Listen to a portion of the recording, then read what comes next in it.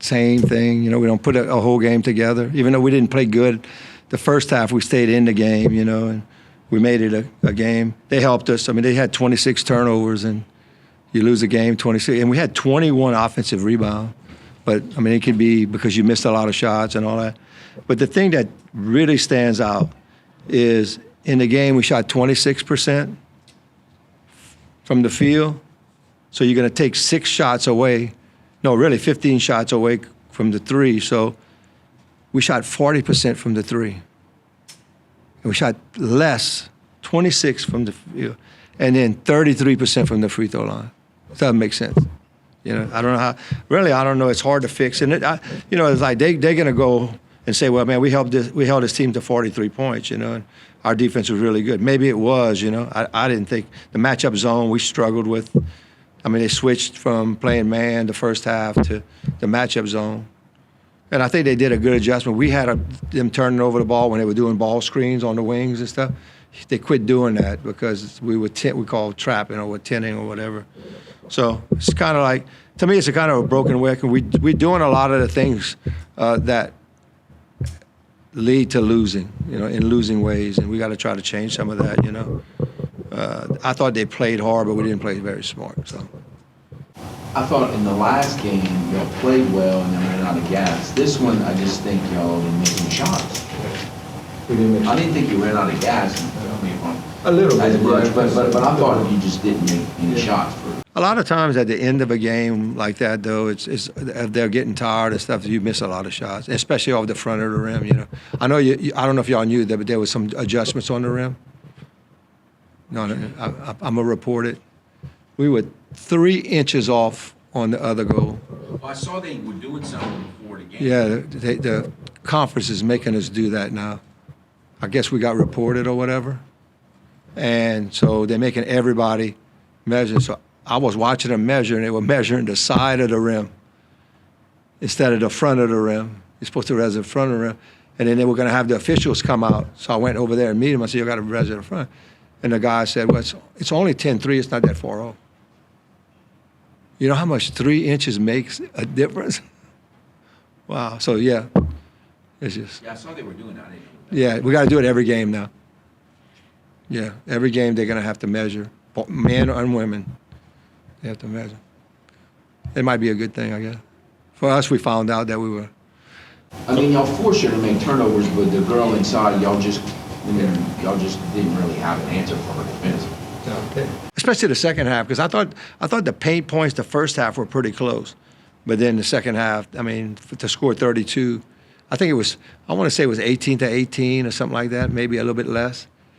Yeah, and we didn't have an answer. Honestly, I thought the little guards did a good job of getting by us in the second half to where they created that drop to the post and stuff like that, you know.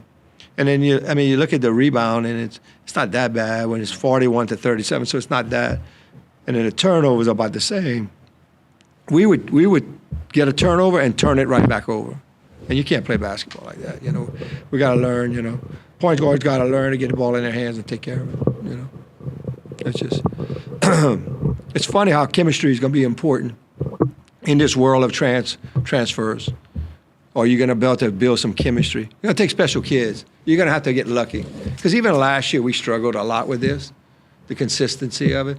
And we kind of pulled it together sometimes, and we looked really good. We had some shooters, so that always helps. And maybe that's one of the things that needs to be done is to go ahead and recruit some shooters and be a little bit less defensively, you know, to where you can, you know, kind of hide them and stuff. But yeah.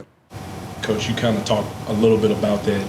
Obviously, this is a game that you'll look at and be like, man, if we could have made a couple more shots here and there, this probably is more of our game. How do you kind of neutralize that? Is it more about kind of slowing the tempo down and cutting the clock down? How do you figure out how to not have as many scoring drops? You know, I'm gonna take the blame for on our defensive stuff that we do. You have to play fast.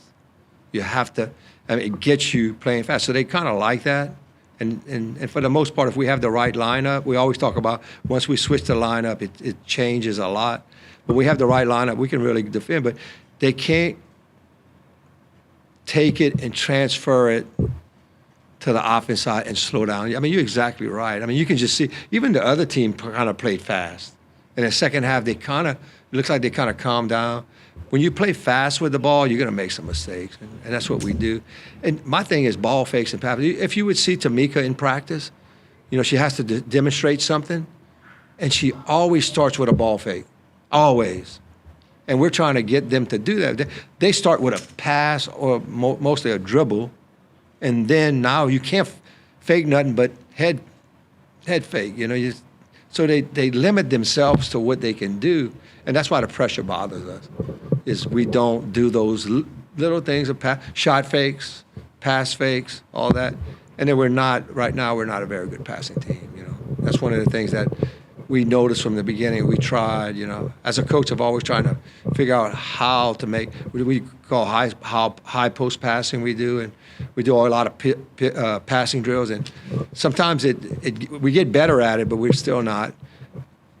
You can fundamentally do the skill, but passing is a lot of decision making, and I think that's some of the things that we struggle with. Because I'm on the sideline. I can see as good as the referees too. Is because they told me, they said, well, you're standing still, we're running. So our players are running, and so now they got to make decisions with the ball and stuff. So it makes it a little bit different. Coach, you look at the record and look at what we're on the season. How are you able to keep the locker room in good spirits? I guess I'm special. Maybe I'm just special. I don't know. As I got older and stuff like that, I can control my emotions a little bit more. So when I go into the locker room, I try to be, hey, how are we going to fix this? And the thing that about kids today, they're really into their feelings. So you really have to watch how you approach them. Social media makes their feelings really come out. So you got to kind of watch. But I think you say even kill. I'm a consistent guy. I do the same thing every day for 40 years. And so when they see that, sometimes they're not around a lot of consistency. I think it helps to coach is not going to change. So I guess we got to kind of keep doing it. So, this is hard. It really is hard. That's a good question. It's hard on everybody, probably even Matt, it's like Kevin. It's hard on the media, How do you cover this, And I've never been, my first year, I told you this reminded me of my first year. It still wasn't this bad, And so, and I was around UL for a long time. I was a graduate assistant when we went 4-20-something. I was a graduate assistant here under one of the coaches, and that was hard. But then we won 4 games that year. So I'm payback is hell. Karma, you never know what's going to happen. It's disappointing that this program is where it is, but there's a lot of other conditions that have caused it. It's just not the kids. So.